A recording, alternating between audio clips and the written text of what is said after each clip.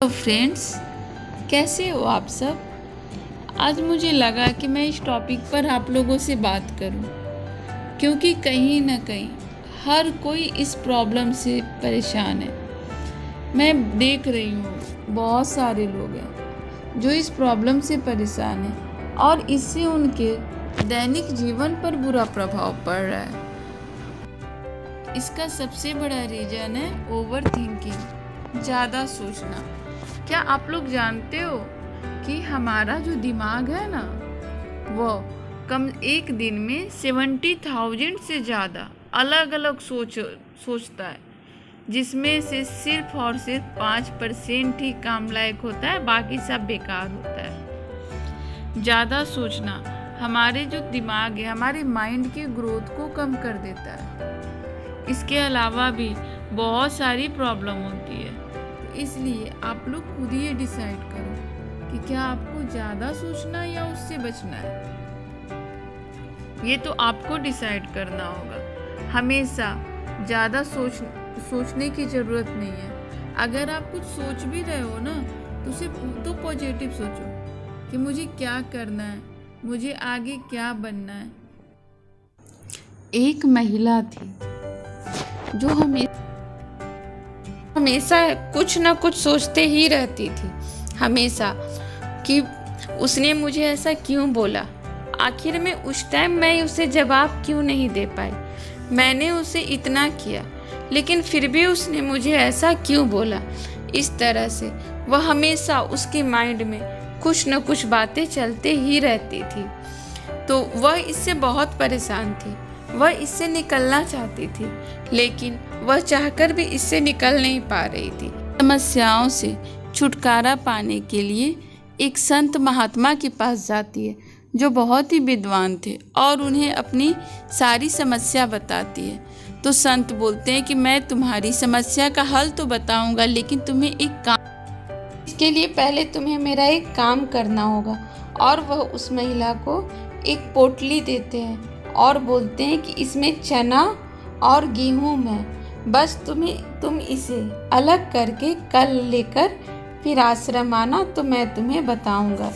वह महिला उस पोटली को लेके अपने घर आ जाती है और फिर उसमें से वो चना को और गेहूं को अलग अलग करती है और फिर दूसरे दिन जाकर महात्मा को दे देती है। और फिर उनसे वो पूछती है कि अब आप मुझे उपाय बताइए। तो उस टाइम महात्मा उनसे प्रश्न करते हैं कि जब तुम चना और गेहूं को अलग कर रही थी, तो उस टाइम तुम क्या क्या सोची, पहले ये मुझे बताओ। तो वो महिला बोलती है कि काम आपने दिया था, मैं उसे ध्यान पूर्वक कर रही थी, तो फिर उस टाइम मेरे पास कुछ सोचने के लिए समय ही कहाँ था। तो महात्मा मुस्कुराते हुए बोलते हैं कि बस तुम्हारे सारे प्रॉब्लम का हल यही है। बातों को सुनकर उसे सब समझ आ जाता है। तो इससे हमें भी शिक्षा लेनी चाहिए। हमें भी अपने लाइफ में खुद को इतना बिजी रखना चाहिए कि फालतू विचारों के लिए हमारे पास टाइम ही ना हो उसे सोचने के लिए। और अगर हम जब भी सोचे तो सिर्फ पॉजिटिव सोचे, क्योंकि पॉजिटिव चाहिए, कभी भी निगेटिव नहीं। पॉजिटिव सोच रहे हो अगर हमें लाइफ में क्या बनना है, क्या करना है, या फिर कुछ भी जो भी अचीव करना हो उसके बारे में सोच रहे हो। आप अगर उस चीज़ को कर रहे हो, उसके लिए अपना समय दे रहे हो, तो वो आपके लिए बहुत अच्छा है। बट कौन क्या बोला, कौन क्या किया, अगर सिर्फ ये सोच रहे हो तो फिर आप सिर्फ अपना नुकसान कर रहे हो और किसी का नहीं। इसलिए इस चीज़ से बचो, ओवर थिंकिंग से बचो, और अपने लाइफ का, हमारी ज़िंदगी का हर एक मिनट बहुत कीमती है। सिर्फ सोचने में इसे बिल्कुल बर्बाद ना करो। आप लोगों को पता है कि हमारा जो ब्रेन होता है ना, दिमाग, तो वो इमेजिनेशन और रियलिटी में फ़र्क नहीं कर पाती है। इसलिए हमेशा रियलिटी में जियो, इमेजिनेशन में नहीं। अगर रात में सपना देख रहे हो, कभी कभी आप देखना, अगर कोई डरावना सपना देखोगे ना तो आप सच में डर जाओगे, बट वैसा कुछ नहीं होता है। तो इसलिए वो सब चीज़ों को समझो।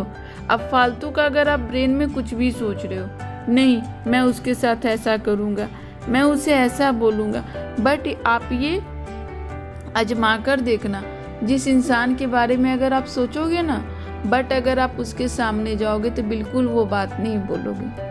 तो जो मुझे करना ही नहीं है, जो मुझे बोलना ही नहीं है, तो मैं क्यों उसके बारे में सोचूं? क्यों ना मैं अपने काम पर फोकस करूं? क्यों ना मैं वो काम करूं जिससे मुझे खुशियां मिलती हों?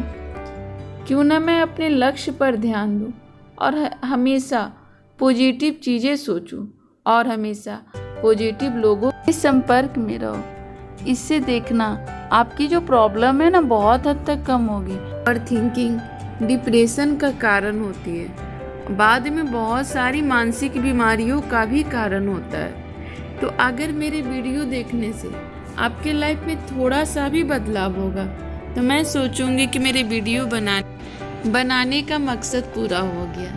Thanks for watching my video. Please like and subscribe my channel.